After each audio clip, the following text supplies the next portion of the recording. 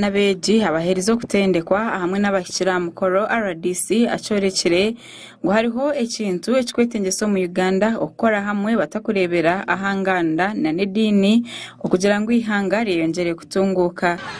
You know, if we had started on that foundation, it would be far. But even when I'm talking here, there are some people asking, but which tribe is this RDC?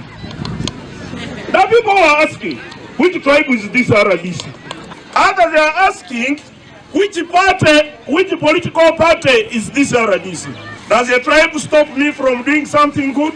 Ogu hayorekire ngu okwebaganisamo omunganda nico kizibu kimwe ekiri kuretera amahanga mingi garemwa kutunguka. Okurugirira ariwe abantu bashemerire okweyihamo ebyo kurwanirira enganda babase kwereba bona bamwe nk'abanya Uganda. Even currently was sleeping minus eating in Munyangavu. With these fertile soils, with this rain, but people are still crying there is no food. That is sickness in the mind.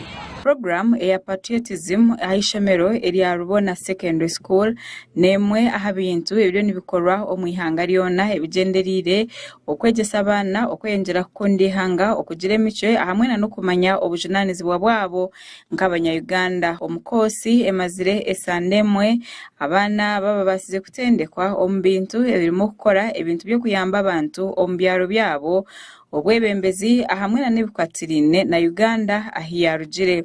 Masereka nagira ngo okwebaganisamo omunganda omwihanga ngo nikireta abantu bayongera kwebaganisamo kandi ekitari kirungi ahabanya Uganda. RDC ayongere yagira ngo abanya Uganda bashemerire kurebera ahaco kureberaho ecyamahanga aga East African Community ngo mulingo gumwe ogo kumanya ngo bashemerire kurebera ahabintu ebyamani. Even Congolese, when you ask them why kabila gani, mimi Mkongo, I'm a Congolese.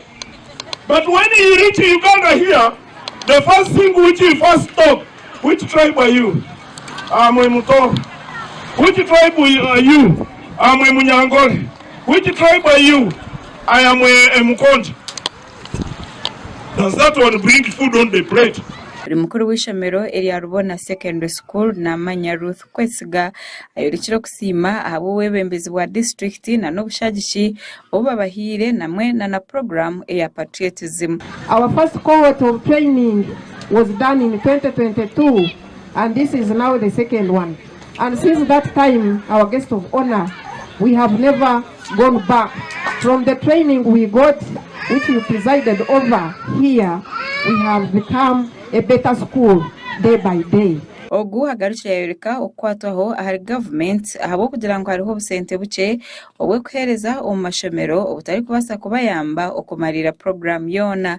Okurugirira ariwe government eshemerire kongera ahasente eziri kumanyanka capitation grant eziri kwibwa amashomero okugira ngo program zona zabasa kukoraho kurungi.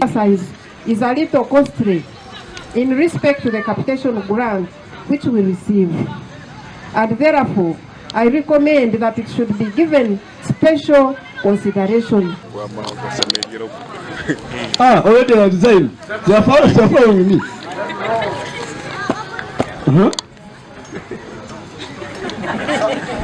Makuru gagasha kwa Justin Nyakaisiki ahabwa Sky TV agenshonga.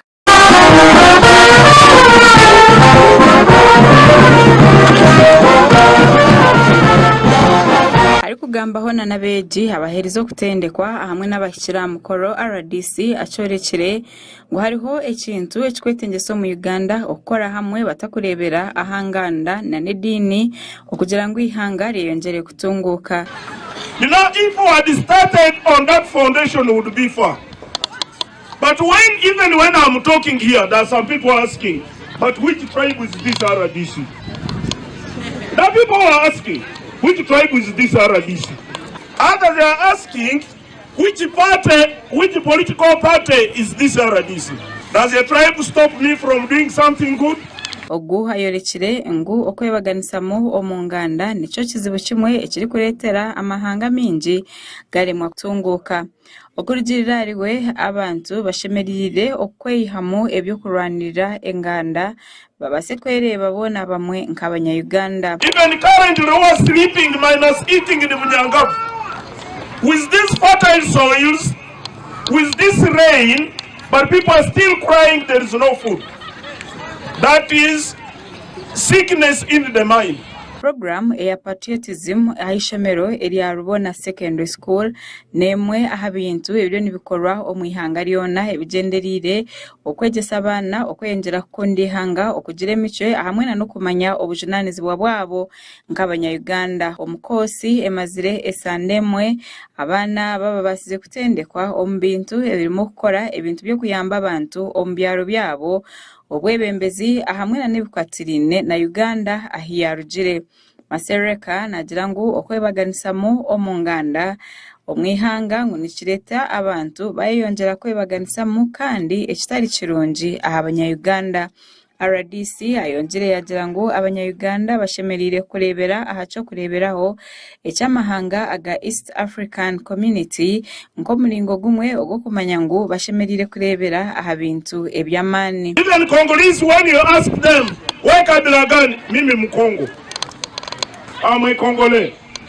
But when you reach Uganda here, the first thing which you first talk, which tribe are you? I'm a Muto. Which tribe are you? I'm a Munyangole. Which tribe are you? I am a Mukonji. Does that one bring food on the plate?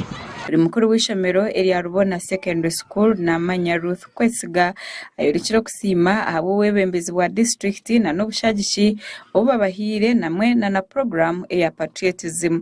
Our first cohort of training was done in 2022 and this is now the second one. And since that time, our guest of honor, we have never gone back. From the training we got, which we presided over here, we have become a better school day by day.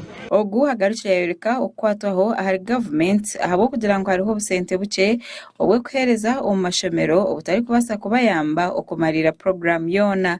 Okurugirira ariwe government eshemerire kongera aha sente eziri kumanya nka capitation grant eziri kwibwa amashomero okugira ngo program zona zabasa kukorwaho kurungi. Is a little costly in respect to the capitation grant which we receive, and therefore I recommend that it should be given special consideration. Already I designed. They are following me.